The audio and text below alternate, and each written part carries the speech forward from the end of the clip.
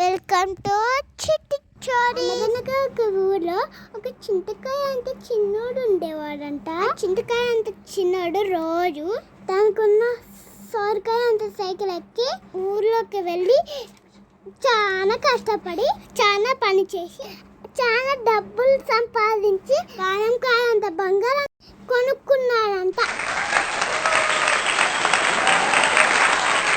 చింతకాయ అంత చిన్నోడికి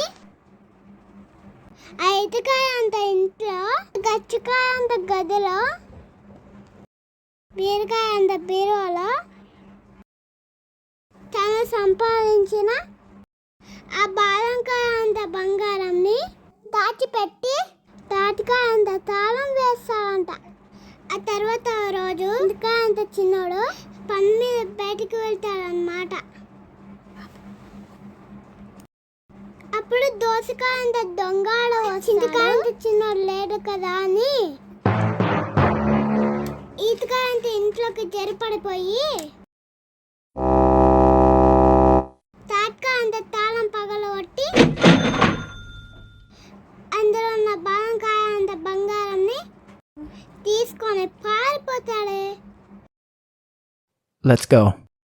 సాయంత్రానికి చింతకాయ అంత చిన్నోడు తన ఈతకాయ అంత ఇంట్లోకి వచ్చి పచ్చకాయ అంత గదిలోకి వెళ్ళి బీరకాయ అంత బీరువక్కున్న తట్కాయ అంత తాళం పగలు కొట్టేసి ఉందని చూస్తాడు. అందులో తను దాచుకున్న బాదంకాయ అంత బంగారం పోయిందని తెలుసుకునేసరికి పాపం చింతకాయ అంత చిన్నోడికి భలే బాధేస్తుంది.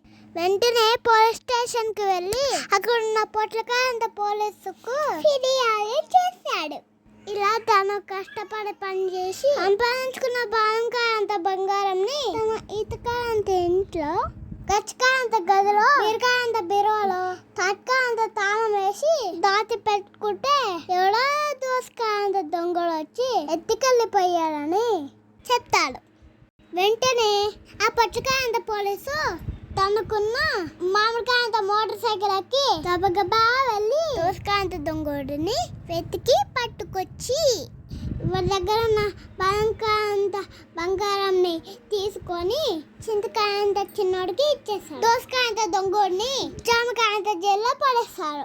అప్పుడు చింతకాయ అంత చిన్నోడు దోసకాయ అంత దొంగోడిని పట్టుకొని పొట్టుకాయ అంత పోలీసు బాదంకాయ అంత బంగారాన్ని తెచ్చి ఇచ్చినందుకు మెచ్చుకొని ఆ తర్వాత సొరకాయ అంత సైకిల్ వేసుకొని తన ఈతకాయ అంత ఇంట్లోకి వెళ్ళి బీరకాయ అంత బీరువాలో బాదంకాయ అంత బంగారాన్ని దాచిపెట్టి తాటికాయ అంత తాళం వేసుకొని దాచుకుంటాడు. ఇంకంతే, చింతకాయ అంత చిన్నోడు కొత్త అబ్బాయి. లైక్ చేయండి, ప్లీజ్ సబ్స్క్రైబ్. Bye friends.